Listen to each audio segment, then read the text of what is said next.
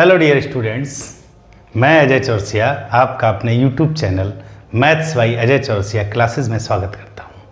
आज के इस वीडियो में आप सीखेंगे व्रत और व्रत जो हाई स्कूल का टॉपिक चैप्टर नंबर 10 उसमें एक्सरसाइज 10A मैं पिछले वीडियो में आपको सिखा चुका हूं। आज के इस वीडियो में एक्सरसाइज 10B डॉक्टर मनोहर रेड्डी जी की बुक से सिखा रहे हैं। तो देखिए, पहला प्रश्न इस तरह दिया हुआ, सिद्ध कीजिए कि स्पर्श बिंदु से स्पर्श रेखा। देखो बेटा, स्पर्श बिंदु तो और स्पर्श रेखा की बात की, कोई वृत्त होगा, यहाँ पे मान लो इसका केंद्र O होगा। बहुत ध्यान समझिएगा, स्पर्श रेखा आप कोई इस तरह ले लीजिएगा जो मान लो यहाँ P बिंदु पे स्पर्श कर रही है। आपने मान लिया इस रेखा का नाम है A और B। इन्होंने कहा सिद्ध कीजिए कि स्पर्श बिंदु से स्पर्श रेखा पर खींचा गया लंब। अब देखो बेटा, अभी हम यहाँ पे माने ले रहे हैं, ये O तो केंद्र है आपका, यहाँ पे चाहे बिल्कुल पास में लिख दीजिएगा। मैंने मान लिया यहाँ पर C कोई बिंदु है, ठीक है बेटा। तो सबसे पहले लंब है तो यह वृत्त के केंद्र से होकर जाता है, हमको सिद्ध करना बिल्कुल सिंपल है। आपको यह समझना है कि रेखा AB वृत्त की स्पर्श रेखा है, बिल्कुल सिंपल, स्पर्श रेखा है, ठीक है बेटा। अच्छा, इन्होंने कहा स्पर्श बिंदु से स्पर्श रेखा पर खींचा गया लंब। स्पर्श बिंदु आपका क्या है बेटा? स्पर्श बिंदु हमारा है P। तो हमारा AP या कह लो BP, यह हमारा लंब है किस पर? त्रिज्या पर। चूंकि सिद्ध कीजिए स्पर्श बिंदु से स्पर्श रेखा पर खींचा गया लंब वृत्त के केंद्र से होकर जाता है। जैसे बेटा देखो, हम यह एक प्रमेय से जानते हैं, AP जो है हमारा, यह लंबवत होगा OP के। क्योंकि हमको यह पता है स्पर्शी सदैव, पीछे प्रमेय में सिखाया गया है, यहाँ आप चाहो तो इसको नोट कर लो, प्रमेय में नहीं लिखना है, कि स्पर्शी यानी कि स्पर्श रेखा सदैव केंद्र पर लंबवत होती है। ये बात हम पीछे प्रमेय में सीख चुके हैं। तो देखो बेटा, यहाँ पर इसका मतलब ये हो गया कि AP पर लंब है CP। अब CP में देखो, ये हम जानते हैं कि आपका OP यानी कि त्रिज्या इस पर लंब होगी, लेकिन हमको ये दिखाना है कि केंद्र से होकर जाता है। देखो बेटा, AP पर लंब है CP, और ये जो AB है यानी कि AP है क्या है? स्पर्शी। हमको सिद्ध करना यह है O से होकर जाता है, वृत्त के केंद्र से होकर जाता है। तो आप लिखिएगा, चूंकि PC रेखा पर बिंदु O स्थित है,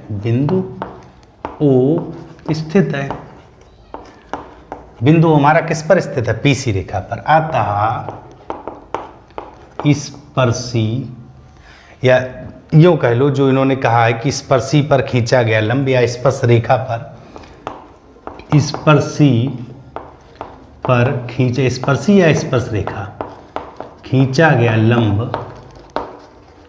वृत्त के केंद्र से होकर जाता है, केंद्र से होकर जाता है। बिल्कुल सिंपल था, हमको यही बात, केवल ये हमको पता है पहले से कि ये सदैव 90 डिग्री होता है, ठीक है बेटा। ये हमेशा परपेंडिकुलर होता है और ये त्रिज्या होती है। तो हमने मान लिया ये इस पे लंबवत है, तो जाहिर सी बात वो उस पर स्थित होगा। चलते हैं दूसरे प्रश्न में। इन्होंने कहा एक बिंदु A से जो एक वृत्त के केंद्र से 5 सेंटीमीटर दूर है। जैसे बेटा मैंने वृत्त एक ले लिया, ठीक है, ये मान लो इसका केंद्र है, इस केंद्र से 5 सेंटीमीटर दूर। देखो बेटा, वृत्त के केंद्र से 5 सेंटीमीटर दूरी पर है। तुमने मान लिया यहाँ पर कोई 5 सेंटीमीटर दूर पर कोई बिंदु A है। क्लियर, सिंपल सा है। उसके बाद इन्होंने कहा वृत्त पर स्पर्श रेखा की लंबाई 4 सेंटीमीटर।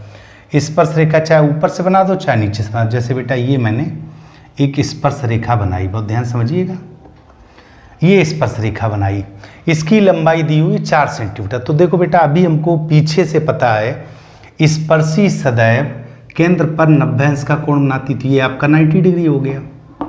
अच्छा, और ये दिया हुआ 4 सेंटीमीटर 4 cm यहाँ से यहाँ तक, ठीक। और ये हमारा 5 सेंटीमीटर दिया हुआ है, इसको ये दे दिया, यहाँ पर नाम दे दो B। तो आप देखिए बेटा ट्राइंगल त्रिभुज OBA में देखो बेटा ये 90 अंश है, तो 90 अंश है इसका मतलब राइट एंगल ट्राइंगल है, समकोण त्रिभुज है। तो समकोण त्रिभुज है तो 90 के सामने वाली भुजा हुई कर्ण, हमको क्या निकालना है, वृत्त की त्रिज्या यानी OB निकालना है। तो सिंपल सा बेटा देखिए OA का वर्ग, चूंकि ये आपका कर्ण हो गया, OA का वर्ग बराबर OB का स्क्वायर प्लस AB का स्क्वायर या BA जो भी कह लो।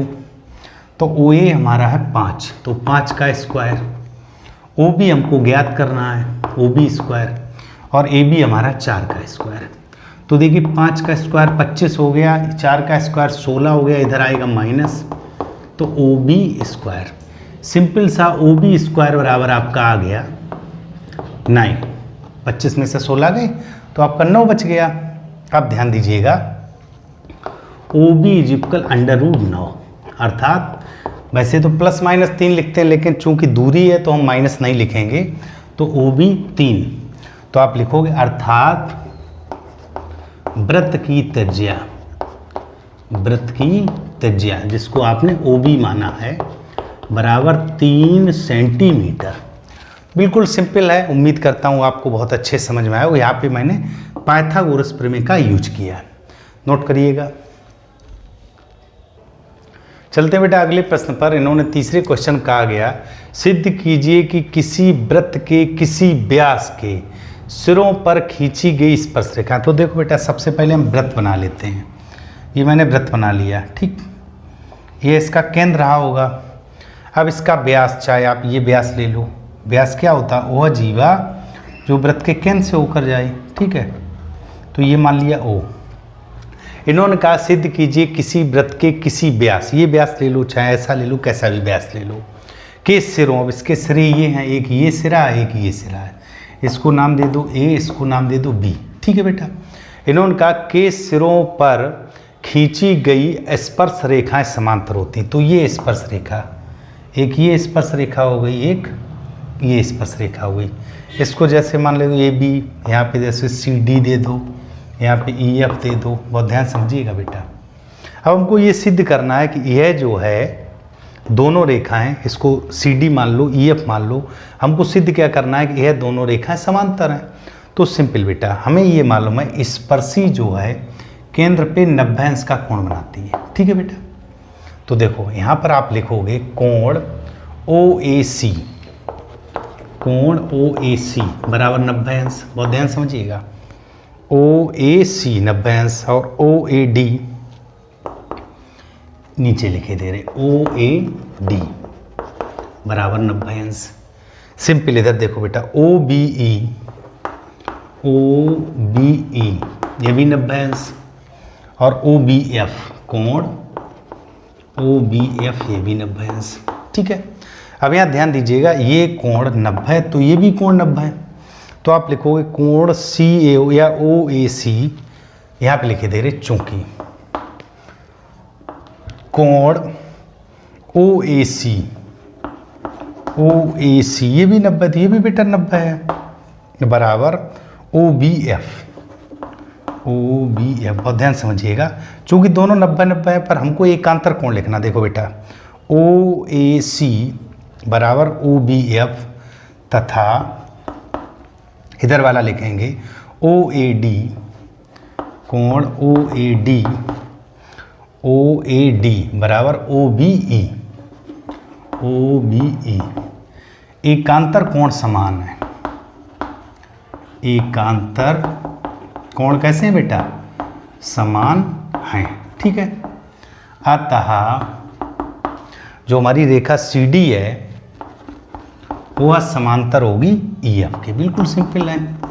फिर समझिएगा, चूँकि ये कोण 90 है, हालांकि ये भी 90 है, देखो बेटा ये भी 90 है और ये भी 90 है, तो हमको क्या दिखाना है कि ये एकांतर कोण ये बराबर है, तो 90 ये भी 90, ये भी 90, ये भी 90, चारों 90 हैं, तो यह इसके बराबर दिखा दिया, इसके बराबर दिखा दिया, तो मैंने लिख दिया एकांतर कोण समान है। जब एकांतर कोण समान है तो भुजाएं कैसी हो गई? समांतर। ये लिख दिया। आगे बेटा हमारे क्वेश्चन में, क्वेश्चन नंबर 4 में दिया चित्र में ओ वृत्त का केंद्र है, PBA ये एक छेदक रेखा है तथा PT स्पर्श रेखा, PT स्पर्श रेखा, तो स्पर्श रेखा केंद्र पे 90 अंश का कोण बनाती है। अब PA हमारा 8 है, ध्यान देना, PA ये 8 सेंटीमीटर, 8 cm यहाँ से यहाँ तक, ठीक। उसके बाद PB हमारा 2 दिया, ये 2 सेंटीमीटर दिया यहाँ से यहाँ तक। तो देखो बेटा पहले ये प्रमेय भी थी, अब प्रमेय नहीं है, हमसे PT पूछा गया। तो एक सूत्र आप याद रखिएगा, PT स्क्वायर यानी कि स्पर्शी का स्क्वायर, जो छेदक रेखा है उसका टुकड़ों में जो गुणनफल होता है वो बराबर होता। क्या? जैसे PA एक टुकड़ा P से A तक हो गया और एक टुकड़ा PB हो गया, PB। सिंपल है, ठीक है बेटा। यानी कि जो स्पर्श, ये जो बाह्य बिंदु है P, इससे जो आपकी छेदक रेखा है उसका अंतिम छोर और पहला छोर, इनका गुणनफल बराबर होता। तो PT स्क्वायर, PA दिया हुआ 8 और ये दिया हुआ 2, तो 16 हो गया PT स्क्वायर।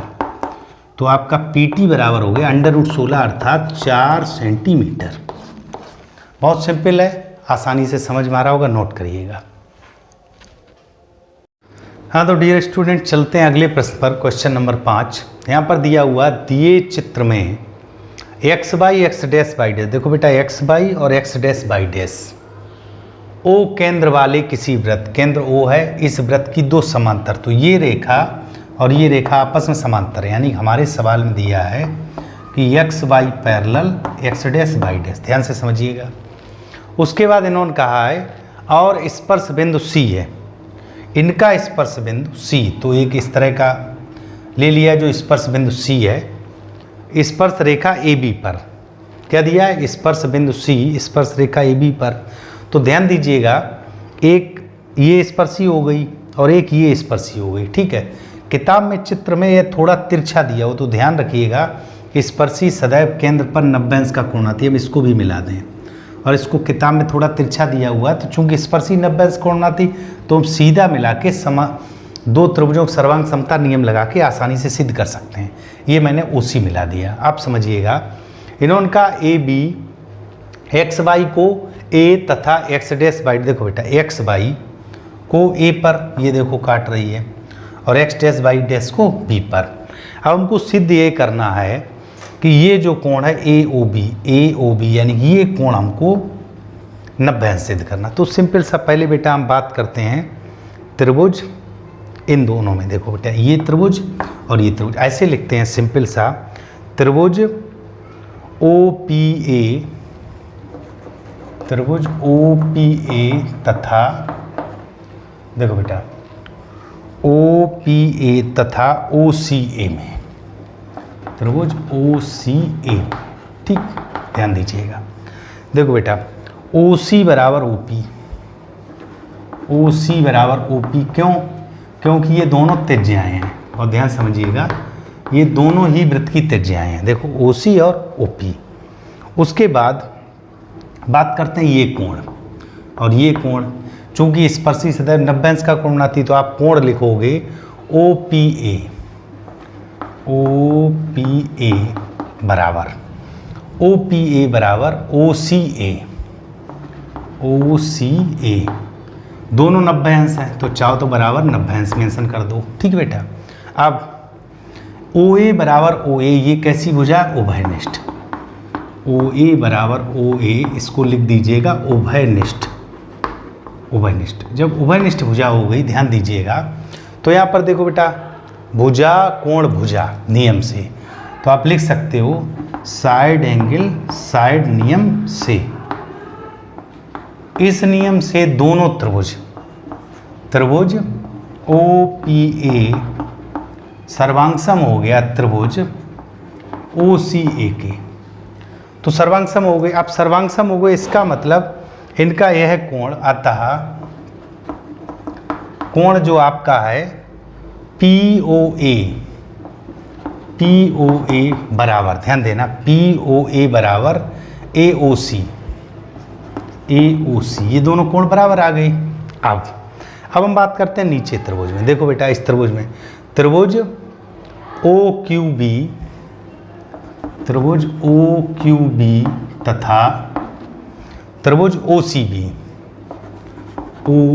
OCB में ध्यान से समझिएगा, इसमें भी सेम प्रोसेस। देखो बेटा OQ बराबर OC, OQ बराबर OC क्यों बराबर है? क्योंकि हमारी ये त्रिज्याएं हैं, बिल्कुल सिंपल है बेटा। उसके बाद ये भी 90 अंश होगा और ये भी 90 अंश होगा, तो कोण OCB बराबर OQB, कोण OQB QB दोनों क्या है 90 अंश। यहाँ पर बेटा OB बराबर OB बराबर OB क्यों? क्योंकि ये उभयनिष्ठ है, उभयनिष्ठ भुजा। क्लियर? यहाँ भी वही नियम लग जाएगा, SAS नियम से। अब SAS नियम जब मैंने लगाया तो दोनों त्रिभुज यानी कि त्रिभुज OQB सर्वांगसम हैं त्रिभुज OCB के दोनों त्रिभुज जब सर्वांगसम हो गए तो इसका मतलब इसका यह कोण COB और ये वाला कोण आपका ये कोण और ये कोण यानी कि QOB, कोण QOB बराबर आप लिख सकते हो COB, कोण COB, ये भी दोनों बराबर हो गए। अब ध्यान दीजिएगा यहाँ पर अतः यहाँ लिख दीजिएगा, हमने क्या किया कि यह ज्ञात कर लिया कि ये कोण इसके बराबर और ये कोण इसके बराबर, ये दोनों आपस में बराबर। अब आप देखो चूँकि यहाँ से यहाँ तक की बात करें पूरी एक रेखा किस तरह ये, तो ये कितना होगा बेटा 180 अंश। तो आप देखिएगा कोण POA, अब आप लिखोगे कोण POA, बहुत ध्यान समझिएगा, POA plus AOC plus COB plus QOB और सब मिलाकर 180 अंश। देखो बेटा यहाँ से यहाँ तक जो इस तरह का बन गया। अब यहाँ पर देखो बेटा हमको बीच में लाना तो AOC लाना।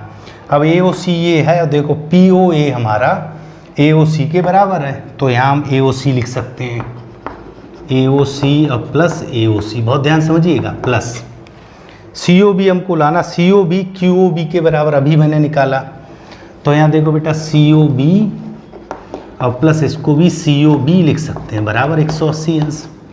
तो हमने निकाल लिया दो कोण AOC, AOC दो बार हो गया और दो कोण हो गया COB बराबर 180 अंश। दो से काट दीजिएगा तो 90 बचा, बिल्कुल सिंपल। अब ध्यान दीजिएगा AOC और प्लस COB इसको हम लिख सकते हैं AOB, तो ये आपका हो गया अतः कोण AOB बराबर 90 अंश। और यही हमको सिद्ध करना था, बहुत ध्यान से समझिएगा। पहले मैंने क्या किया, यह त्रिभुज, ये वाला पूरा त्रिभुज इस वाले त्रिभुज के सर्वांगसम सिद्ध किया, तो यहाँ से ये वाला कोण इस कोण के बराबर आ गया, यानी कि POA बराबर AOC।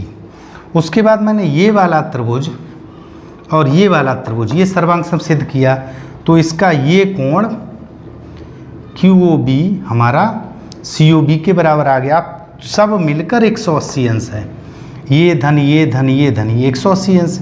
ये दोनों बराबर हैं तो दोनों जगह AOC रख दिया, ये दोनों बराबर COB लिख दिया। अब दो हो गए, दो से काट दिए 90। AOC और COB, AOC और COB ये मिलकर हो गया AOB, तो AOB बराबर 90 अंश और यही सिद्ध करना था। तो डियर स्टूडेंट, उम्मीद करता हूँ आपको वीडियो अच्छा लगा होगा, क्वेश्चन समझ में आए होंगे, और आप सभी यदि हमारा चैनल अच्छा लगे, वीडियो अच्छे लगे, अच्छा क्वेश्चन समझ में आए तो चैनल को लाइक करिए, चैनल सब्सक्राइब करिए, लाइक करिए, कमेंट करिए, शेयर करिए, अपने दोस्तों बताइए। मिलते हैं अगली वीडियो, तब तक के लिए बाय बाय।